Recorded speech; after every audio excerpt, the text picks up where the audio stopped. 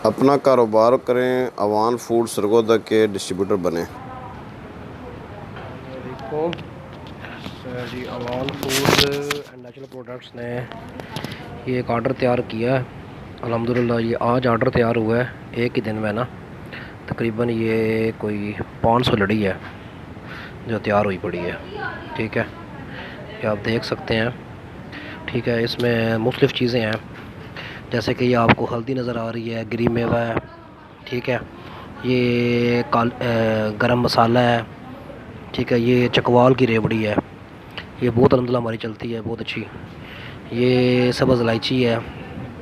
ठीक है, ये अल्हम्दुलिल्लाह हर चीज़ क्वालिटी में है और हर चीज़ अच्छे ही खूबसूरत पैकिंग में है। ठीक है, ये देख रहे हैं, ये सब्ज़ इलायची पैक हुई हुई है, ये रेवड़ी पैक हुई हुई है, ये गरम मसाला पैक हुआ हुआ है, ये ग्रीन मेवा पैक हुआ पड़ा है। ठीक है, ये देखें, ये हल्दी हल्दी देखें कितनी खूबसूरत है, हल्दी पैक हुई पड़ी है। हर चीज़ अच्छी क्वालिटी में हम दे रहे हैं। ठीक है, ये देखें, ये काली मिर्च है, ये सारी काली मिर्च पैक हुई पड़ी है।